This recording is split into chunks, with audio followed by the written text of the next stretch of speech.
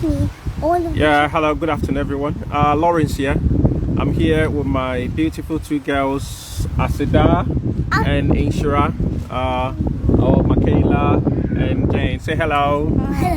Hello. Yeah, they are all very upbeat, looking forward to going back to school. Jane is going to start going to year R in a couple of days' time. And Michaela is going to start grammar school. So they are all chuffed and excited about it. Yes, I'm listening, darling. I'm starting the school so far on Thursday. On Thursday, yeah. I know. Everybody, I'm starting on school on Thursday. Yes, everybody. She's starting school on Thursday. So basically, normally I do get a lot of people contact me and asking about my journey, wanting me to mentor them professionally, and also probably on my online business or digital business as well. So yeah, normally when I start talking to them, I'll probably take this cap off so you can see my face well. Normally when I start talking to them and explaining my journey so far since I arrived in the UK, a lot of people are marveled or baffled. Most people, what they normally see is probably what is deemed as your success, but the hard work that has probably gone on behind the scenes or over the years that you've built over time, most people, obviously because they were not probably part of your journey around the time, they hardly see that particular aspect of your life. So all that they see is your present, your current situation. And yeah, so it's good. People who want me to mentor them either professionally, because I am a chartered health and safety practitioner. I've been working in the construction industry for a considerable number of years. I've also got a PhD in fire engineering and also in building safety. So if you want any mentorship within the construction or the building industry within the UK, or even if you want me to mentor you or to support you, to be able to help you if you are looking to get into online business or digital business, I will be able to support you as well. But here is basically to talk about today is talk about my journey since I arrived in the UK. Since I arrived in the UK, it has been a lot of ups and downs, and there are a lot of jobs, a lot of old jobs that I have done in the past before. So normally people will contact me and they are like, "Oh, Lawrence, yeah, I have arrived in the UK and I'm trying to find a job, and the only job that I'm finding is probably just a cleaning job." And I do say to them, yeah, that is probably the starting point. That is probably the start. It's not the best, it's the starting point. Because when I arrived in the UK for myself, when I arrived in the UK, I have done a lot of odd jobs, So for the start, the first job that I got when I arrived in the UK, within the first 2 weeks or the first 3 weeks, was working for a second-hand clothing. What we normally call in Ghana FOS. Into a company, be no more kind of saying FOS, almost send it FOS, almost bagging it up, then they take it to Ghana. And all these clothing will come from charity shops, will come from bargain shops, and if during let's say now that the summer is probably coming to an end and they are having a change of all the clothing or all the accessories that they are selling, so that there's change over to winter clothing or winter attires and all of that, then they get rid of all the summer clothing. So luckily, yeah, you can get some of those things to sort out in those ones. So we were the ones who were responsible for sorting out. Sometimes too, the clothing that will come through will probably be somebody who is probably passed away or who has died, and their personal belongings, because their parents having their benefactors or maybe the persons who inherited them, they haven't got anywhere to take them to. So what they would do is to bring it to that clothing shop, and I was just an employee over there. And this is somebody who's just completed my university, done my national service in Ghana, and I found myself working in a clothing shop. It wasn't the best of conditions, and I found myself working for 12 hours, 13 hours, or even sometimes 14 hours with probably 45 minutes break in between. it was a very hard job. It was a very difficult job. Sometimes the clothing that will come over there, they were not very clean, they had not been sanitized, and they would be stinking, sometimes of urine, of human waste and all of that. It wasn't the best, but I saw that as a starting point for me. I saw that as a stepping stone for me to be able to build up upon that and to be able to get onto the next level, So from there, I didn't spend, I think I spent about almost 3 to 4 months in that particular job because I realized that it wasn't for me. And most of the people who were working for that particular company or for working for that particular business were people who are not documented. People who are not documented, i.e. haven't got any sort of working permit within the UK and all of that. So luckily for me at the time, I had a working permit, but it was only for 1 year.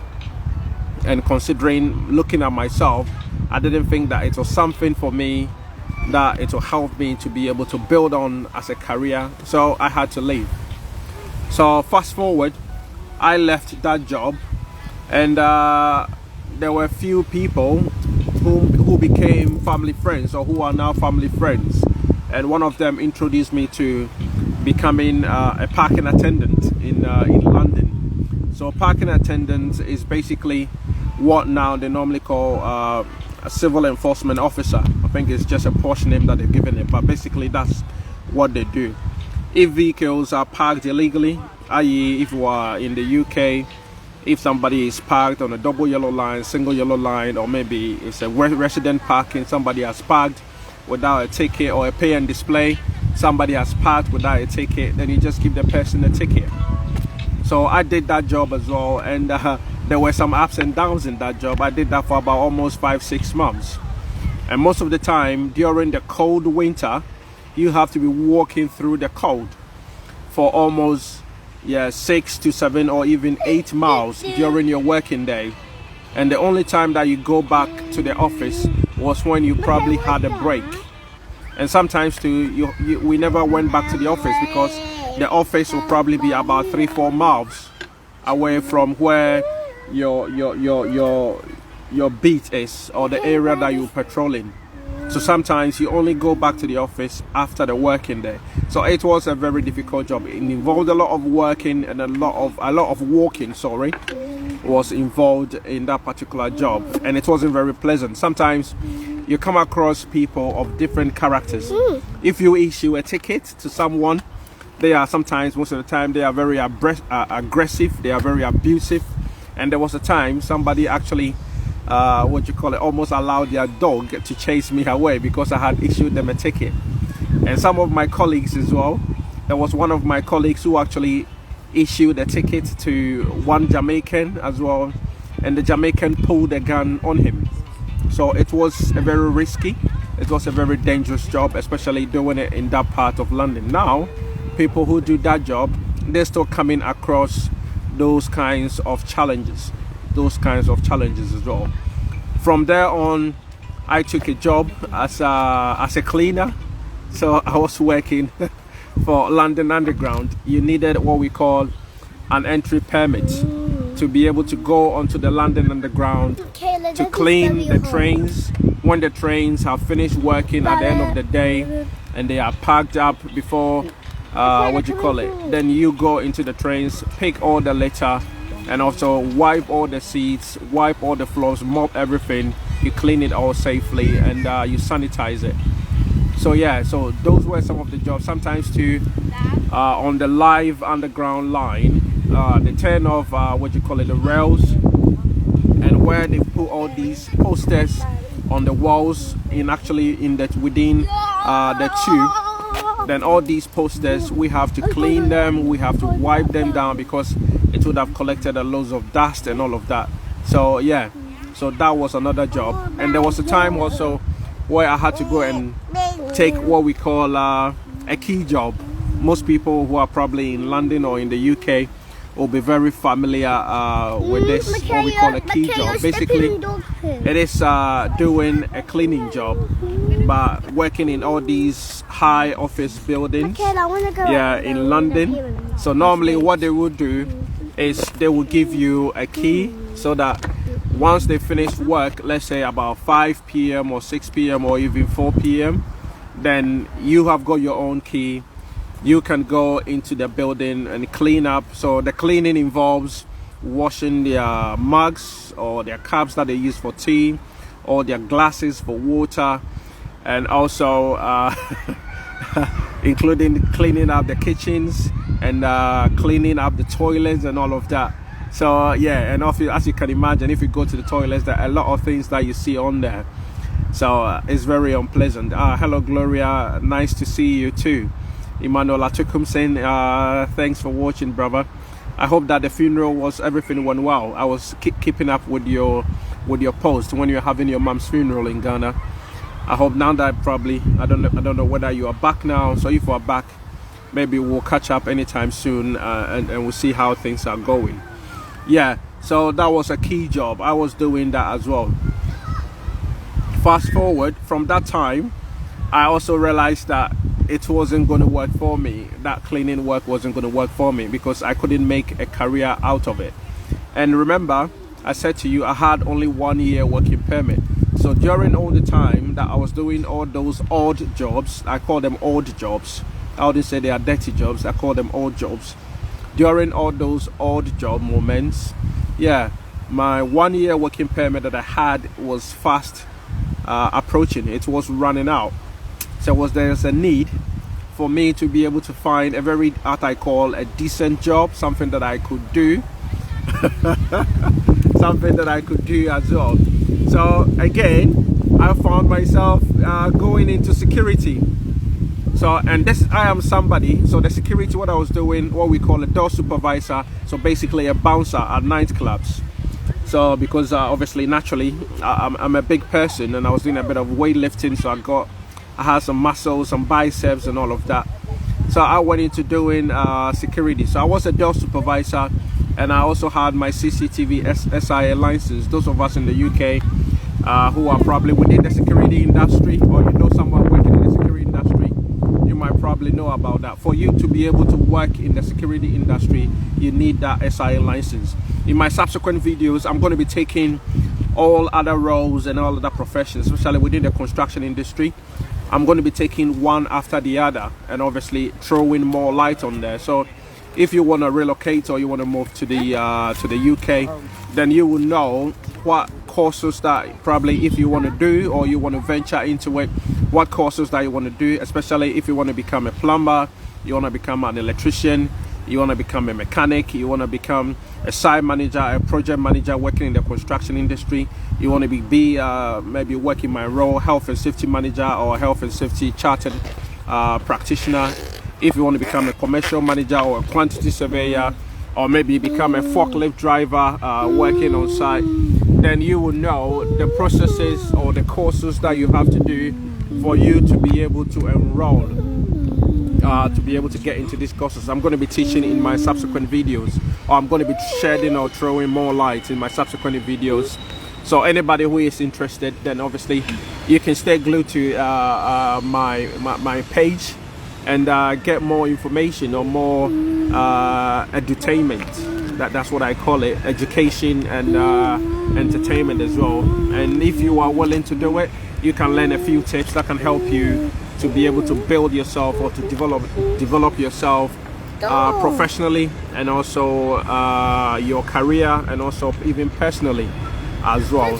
So I was working in security, and I am somebody who's never drunk alcohol in my life.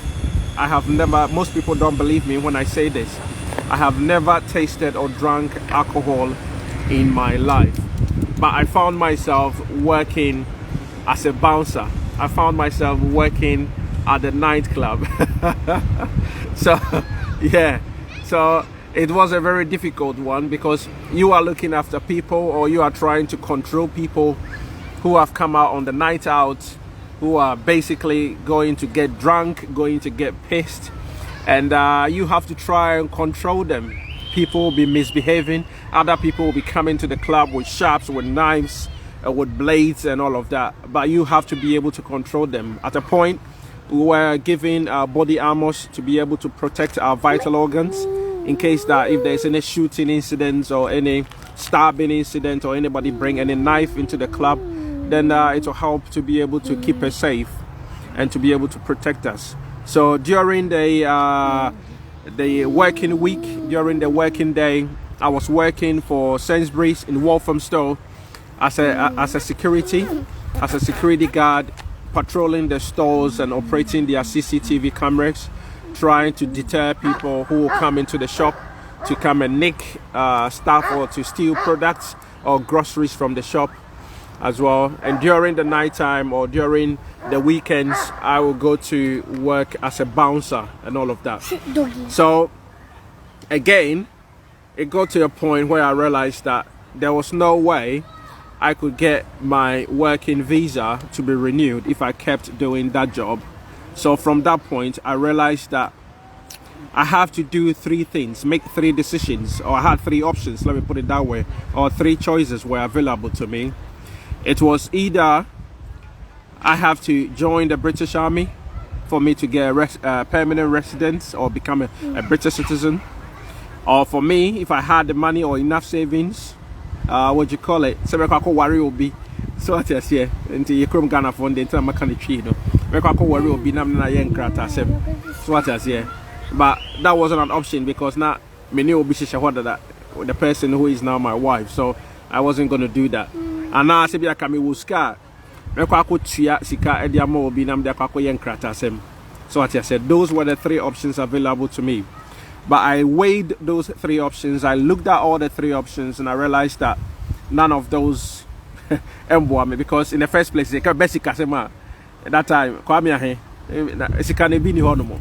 Into better than many of crowd a kakutia, can say that time. So, Upaso Kutia will be Sika, no, the Koye resident permit and now British passport, Nino, and your money are there. Oh, Boamonia and Krata, or no, can about 2 years. That time, no.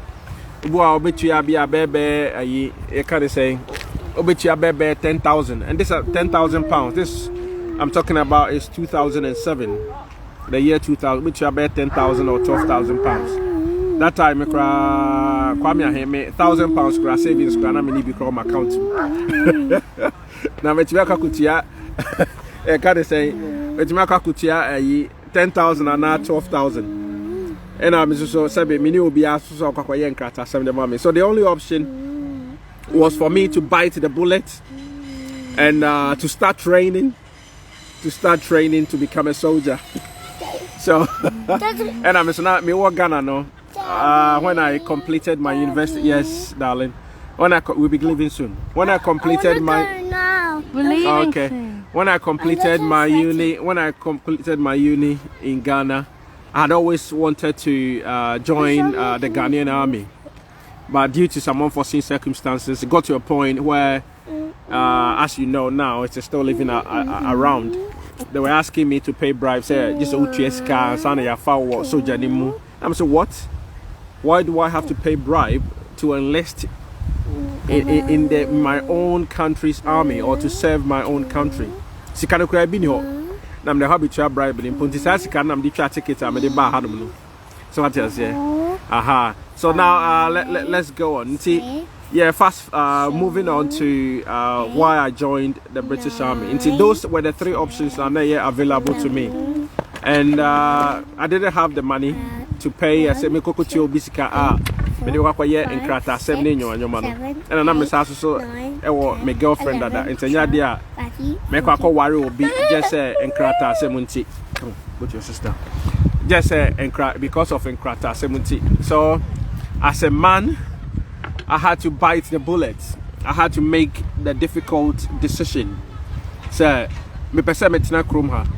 Into krumha and persemetina, I want to live in this country.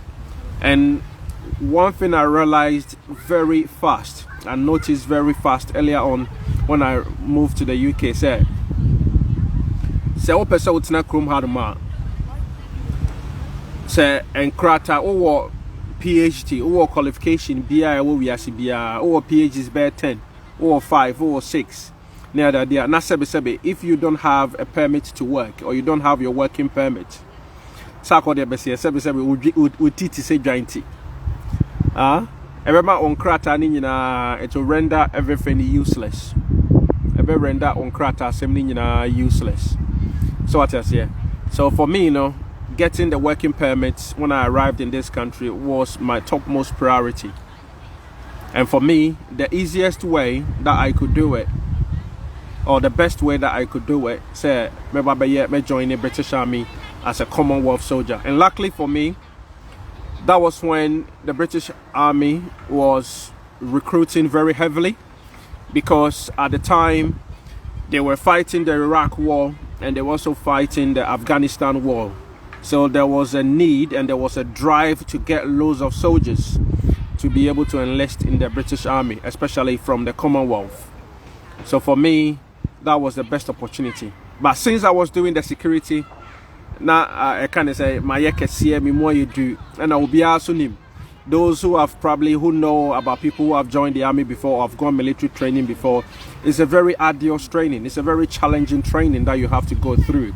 So for me to be able to go and pass my medical test or my fitness test to join the British Army, I had to lose a lot of weight. And see, when I was working as a security, when I go to my security work, then I pack my PE stuff, my PE or my running gear into my rucksack. So when I finish, after working about 12-13 hours and I finish my security job, then I go to the nearest park to my home. Then I go and do about 10-12 laps around the field. Even though I was very exhausted, I was completely knackered during the time, but because of the dedication, because of the commitment, I had to put in the hard work. I had to be dedicated. So those who have been contacting me and they've realized that probably, or you've seen that maybe Lawrence is probably achieved a little bit, or maybe now you see me as successful, even though I don't see myself there, because I don't think I've gotten to where I want to be. There is a lot of hard work. There is a story behind my current status, where I am now. So if you want me to mentor you, if you want me to coach you, yeah, I'm willing to support you. I'm willing to be able to mentor you. I'm willing to be able to guide you professionally. And also, if you want to start a digital business that I'm currently doing as my side hustle, I will be able to support you to be able to do that. I will guide you throughout the process. But professionally, my expertise is within the construction industry, because that's the industry that I've been working in. And also my previous life working in the British Army for 6.5 years, including my tour, my 6-month tour operation in Afghanistan, which I, with all humility, I got a medal for it. So luckily for me, I did all the training, I committed myself, and I was able to go through the medical test for the British Army. So next time, I think what I'm going to be talking about is going to be the selection process and how I managed to get into the British Army. That's probably going to be the next topic that I'm going to treat. And in subsequent topics, I'm going to be talking about those people, especially Ghanaians who want to come to the UK, and the ways, the legal means that you would have to go through to be able to come to the UK. I've got siblings who want to come to the UK. I've tried a number of times for them. It hasn't been successful. And I'm still keeping on. I'm still doing my best to be able to support them, to be able to come here. Because as we all know, our country, Ghana, even though there is a lot of global crisis around the world, but people back home, every day you hear the stories about the real life struggles that people are going through back home. I'm not saying it's roses for those of us here, but here at least, because of the system, the way it's been set up, it favors a number of people. If only you've gotten a resident permit that you are able to find work, or even if you have got a permit that you're unable to find work, the government has got a support system in place, even though it is minimal, but it will still help you to keep your head above water. It will still help you to keep your head above water and to be able to keep body and soul together. So guys, behind every success, there is a lot of hard work. There is a lot of hard work. So there's been a lot of hard work that has gone into this. There's been a lot of training. There's been a lot of hard studies that has gone into this. It got to a time I had to be paying for my own education. Even though I had my master's and I was started doing my PhD, I was still doing the short courses. And in this country, in the UK, those are the type of courses that are highly recognized. If you go for an interview, they are not interested in whether you've got a master's or you've got a PhD. All that they are interested in is what you can bring on board. They want someone who is going to hit the ground and be running.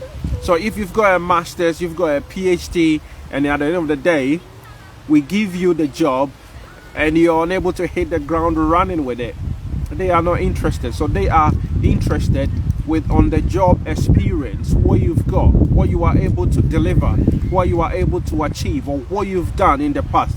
I'm not saying that having a master's degree or PhD is not good. I've got master's, I've got PhD, so I'm not rubbishing that at all. But I'm saying that wherever you find yourself or wherever you want to go, which country that you want to go, if you want to stay in Ghana, then you have to look at the order of the day.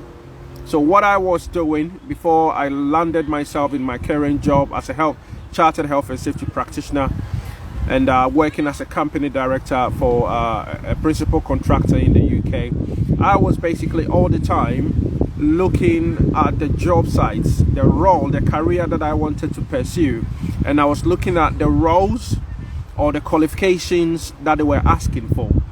Because so if I looked at this particular role, maybe about 10 of them, I sample it and I know that they are asking for specific qualifications. Most of these are short courses. You can spend between 6 to 8 weeks to do the short courses. Sometimes it's even a week or 2 weeks, or you can even do it online. So those are some of the courses that the UK, if you are in the UK or you want to make it within the UK, those are some of the things that you should be looking out for. But I want to encourage everybody who is following my page. I want to motivate everybody following my page for you to be able to make it in life. I'm not saying that I've made it, I haven't reached anywhere, but for you, for you to be able to make it in life, there is supposed to be the hard work that has to go in. What we normally say in Ghana, you have to burn the midnight oil. If you want to pass in your exams, you have to study really hard. You have to commit yourself. You have to dedicate yourself. You have to be disciplined. You have to be focused, consistent, and be determined. But there are thousands of people who have got all these traits or who have got all these attributes, but they say luck is not on their side. Sometimes people say luck, but I don't believe in luck. I believe in the grace, the will, and the purpose of God. So if you work hard, if you bring your experience to bear, by the grace, by the will, and the purpose of God, He's going to move you from where you are to where you need to go to. Luck only comes when you work hard, when you are disciplined, when you are committed, when you are determined, when you are consistent, you are willing to learn, commit yourself, and with all the integrity that you need to have. That's where luck plays a role. It's only going to come to you when you exhibit those attributes and all those ethos in life, either personally or professionally. So guys, thanks very much for listening to me. Those of you, Eric Oseakoto, thanks for watching. And Kuma Broker, Yao Brooks, thanks for watching, my brother. I hope you're doing well. And everybody who is going to be watching this later on, God richly bless you. Thank you. If you want to check out, I forgot one thing. If you want to check out my online business as well, in addition to being a company director, working as a chartered health and safety practitioner, and also being a dad, a father, and a husband of 2 beautiful kids. You would have seen them earlier on in the video. Yeah, I'm also a digital business owner or an online business owner. I started this online business about 6-7 months ago, and it is mind-blowing.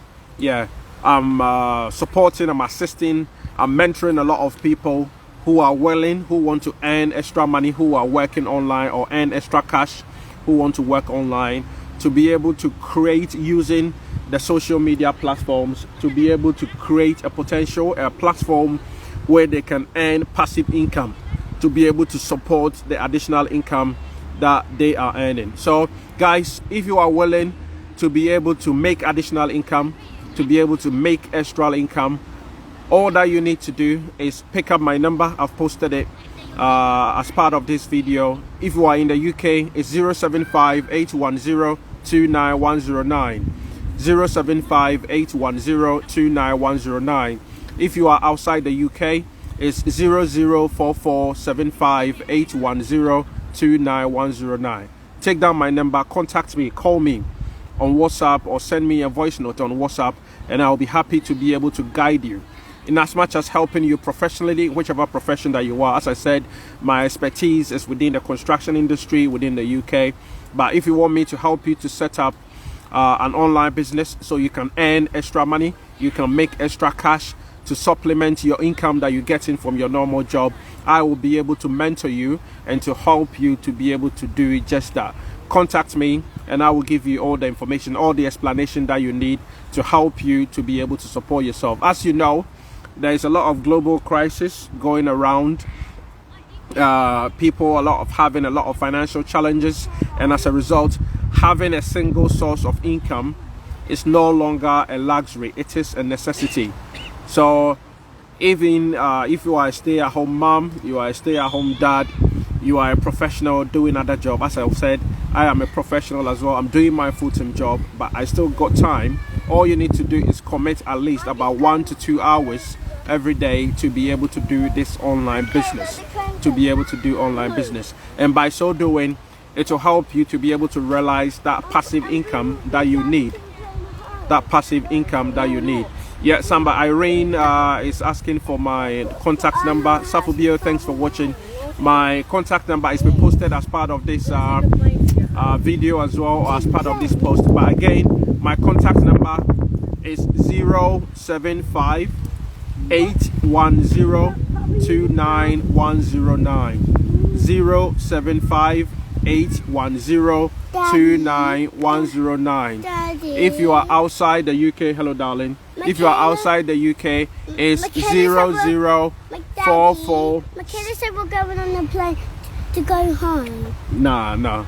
Yeah, if you are outside the UK, sorry, my daughter was talking to me. If you are outside the UK, it's the same number, but you just have to start with 0044-75-810-29109.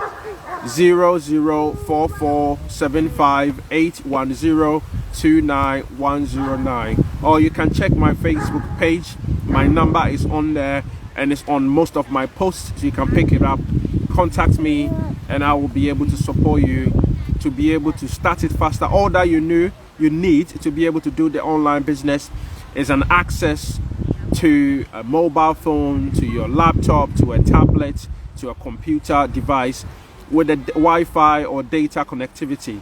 If you've got that, I will be able to mentor you to be able to start this faster, to be able to scale it, and to be able to develop.